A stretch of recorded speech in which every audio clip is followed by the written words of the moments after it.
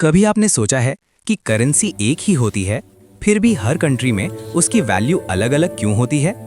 ये तब समझ में आता है जब आप रियल लाइफ में अपना पैसा हाथ से निकलता हुआ देखते हैं। इसका रियल इम्पैक्ट तब दिखता है जब एक छोटी सी सिचुएशन सब कुछ एकदम क्लियर कर देती है। तो ये राहुल है।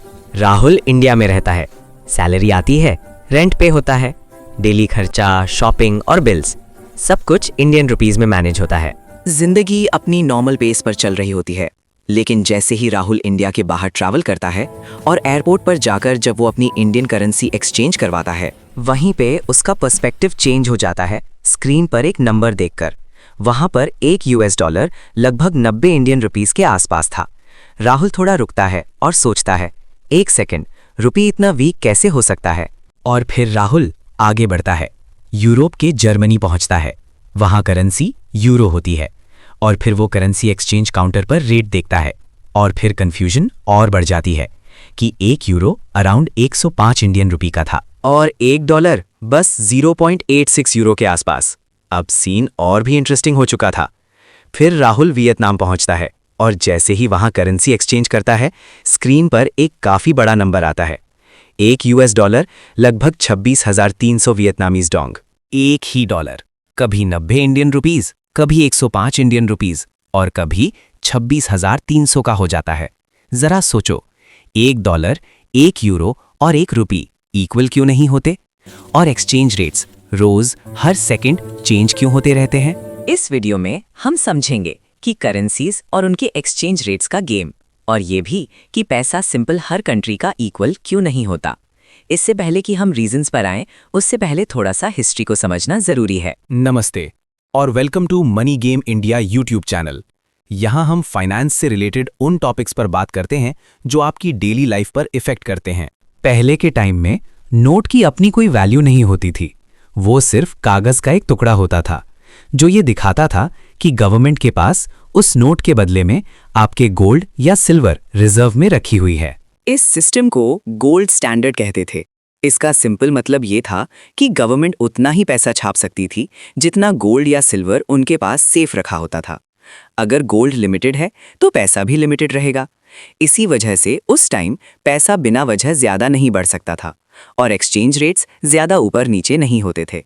लेकिन धीरे धीरे दुनिया जब आगे बढ़ने लगी तो कंट्रीज के बीच ट्रेड बढ़ा, वॉर्स और इकोनॉमिक क्राइसिस आई और फिर गोल्ड हर चीज के लिए काफी नहीं रहा।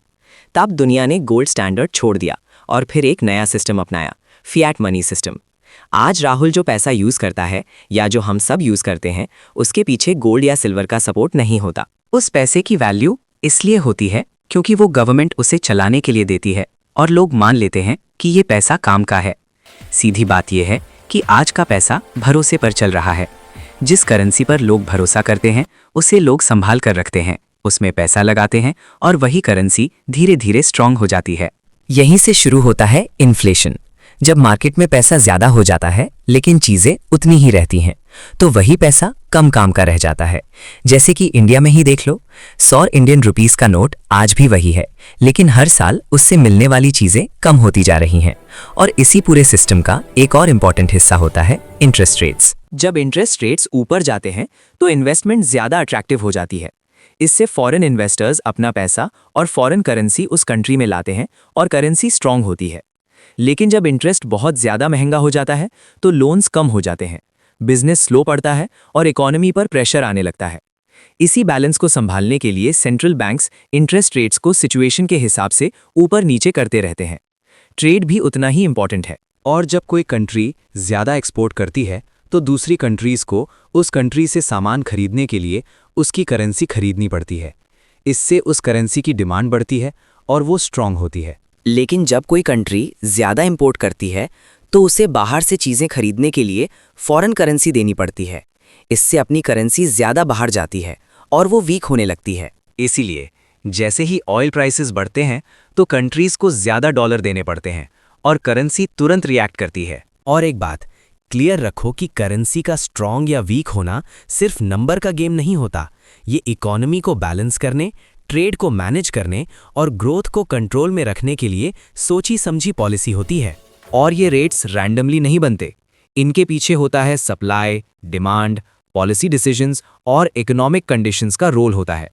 और साथ ही ग्लोबल मार्केट्स, इन्वेस्टर्स के डिसीजंस और रियल टाइम न्यूज़ भी इन रेट्स को रोज हर पल मूव करते रहते हैं। Thanks for watching.